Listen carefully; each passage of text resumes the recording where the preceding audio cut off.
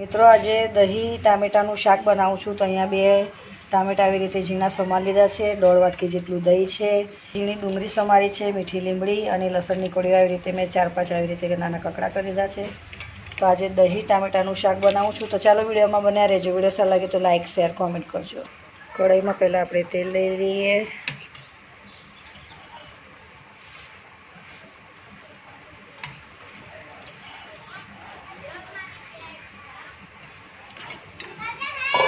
ફરી તેલ,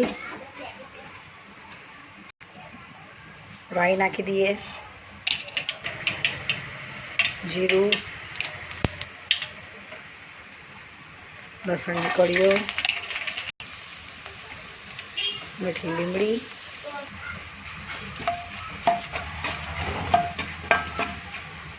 લસણ થોડું શેકાય પછી આપણે ડુંગળી નાખી દઈએ।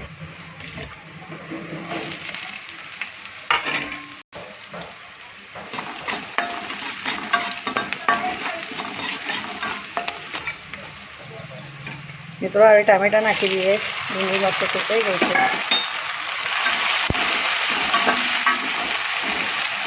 હવે ઉપરથી મસાલો નાખી દઈએ।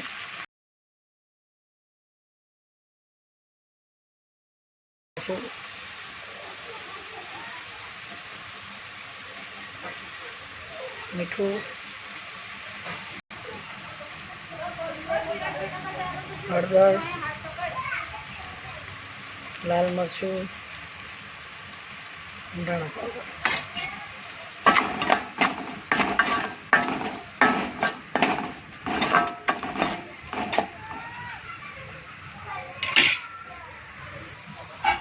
થોડી વાર આપણે ઢાંકીને રહેવા દઈએ, ટામેટા ચડી જાય। તો મિત્રો ત્યાં લગીને આપણે દહીંમાં થોડો મસાલો બનાવી દઈએ।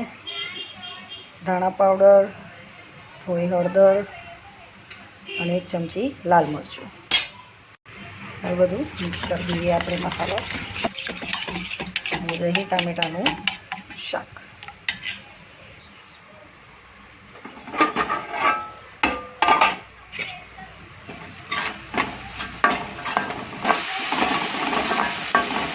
મિત્રો ટામેટા ચડી ગયા છે આપણા। હવે ઉપરથી આપણે દહીં નાખી દઈએ।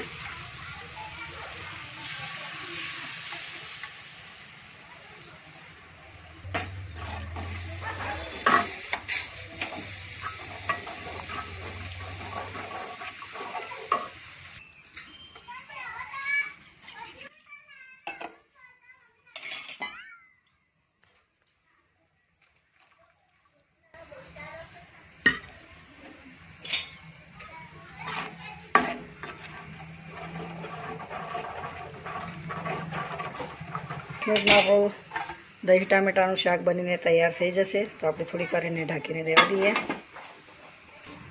ચાલો હવે ખોલીને આપણે જોઈ લઈએ।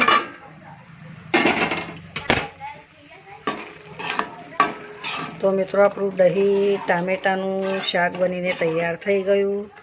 તો ગરમા ગરમ રોટલી જોડે ખાવાની મજા આવે અને જલ્દી બની જાય, વાર પણ ના લાગે।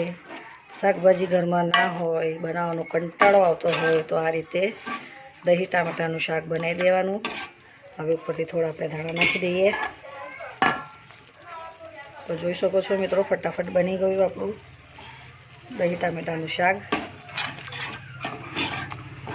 વિડીયો સારો લાગે તો લાઈક કરજો, શેર કરજો, ચેનલ પર ના હોય તો સબસ્ક્રાઈબ કરવાનું ભૂલતા નહીં।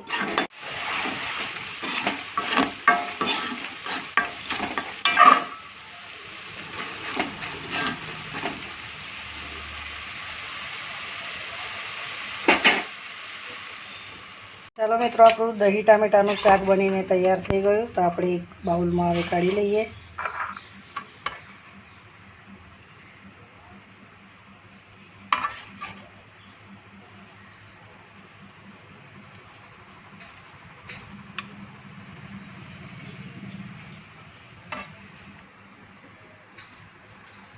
તો મિત્રો આપણું દહીં ટામેટાનું શાક બનીને મસ્ત તૈયાર થઈ ગયું।